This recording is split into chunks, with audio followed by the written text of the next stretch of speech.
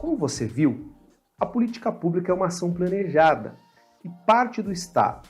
Ou seja, se ela é planejada, ela requer estudo, ela requer cálculo, ela requer um dimensionamento. Não basta, portanto, a gente tentar convencer o poder público, tentar convencer o Estado apenas por argumentos políticos de que aquilo que nós estamos cobrando e que aquilo que temos como demanda é importante. Mais do que apenas convencer politicamente, é preciso comprovar tecnicamente. A pressão política, a manifestação política, a atividade política para sensibilizar o Estado é importante? É fundamental, mas não só. Requer também que aqueles que estão buscando uma política pública possa provar e apresentar, portanto, dados e informações que reiterem, que reforcem a importância daquilo que se defende. Então, vejam só, eu já dou aqui alguns elementos para você responder a pergunta que eu fiz no vídeo anterior. Então, não está difícil responder por que o diagnóstico, então, é algo tão importante. Ou seja, ele é importante porque, além de ajudar no dimensionamento do tamanho, da proporção, do desafio que a gente tem pela frente, o diagnóstico também contribui na justificativa e no fortalecimento da nossa reivindicação diante do Estado.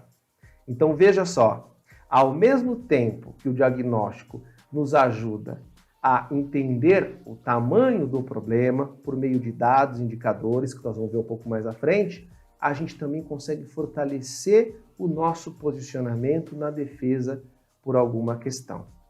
E, além disso, nos ajuda a pensar nos caminhos que nós devemos adotar ao pensar em uma política pública. Tem 3 caminhos ou tem 3 situações aqui que eu quero tratar com vocês e que valem muito a nossa atenção. Vamos lá? A primeira situação é quando nós entendemos que para, de fato, atender aquilo que nós desejamos, é preciso sugerir a criação de uma política pública nova. Ou seja, porque nada estaria sendo feito até o momento pelo governo e que, por conta disso, é preciso partir do zero, já que, hipoteticamente, nem mesmo haveria uma previsão orçamentária para investir em soluções para aquela questão. Então vejam só, primeira situação é quando eu tenho que partir do zero, criando uma política nova. E como é que eu posso chegar nessa conclusão? A partir de um diagnóstico. Não vamos perder isso de vista, tá certo? Segundo caminho ou segunda condição é quando é preciso sugerir a expansão do valor do orçamento público que está previsto para uma determinada política pública, né? Ou seja, já que o que está previsto é insuficiente.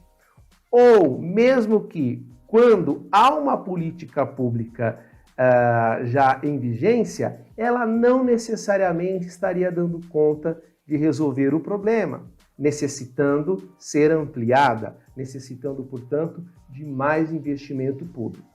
Então, a segunda situação, diferente da primeira, não é partir do zero, é entender a partir de um diagnóstico, o quanto eu preciso ampliar de investimento público para, evidentemente, ampliar aquela política pública. E um terceiro momento, um terceiro caminho que nós também podemos trilhar a partir do diagnóstico, não vamos perder isso de vista, é quando a gente conclui que é preciso sugerir que a política pública seja refeita, ou seja, uma política que já existe, que já está em vigência, precisa ser redesenhada, ou seja, repensada em termos do seu formato, pois o atendimento não estaria sendo eficaz, não estaria sendo, portanto, o suficiente para o público-alvo. Então, veja que neste caso, não se trata de expandi-la, como no segundo caso, que a gente pode expandir com mais orçamento. Nesse caso, trata-se de refazê-la. Essa é uma diferença importante, tá certo?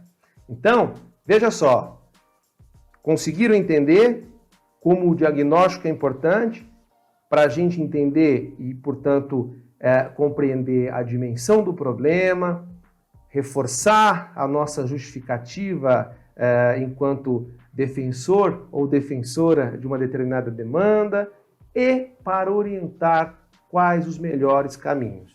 Tenho de partir do zero? Preciso de mais investimento público ou tenho que redesenhar o que já existe? Bom, vamos agora aprender quais os caminhos possíveis para construir um diagnóstico, ok? Te vejo no próximo vídeo.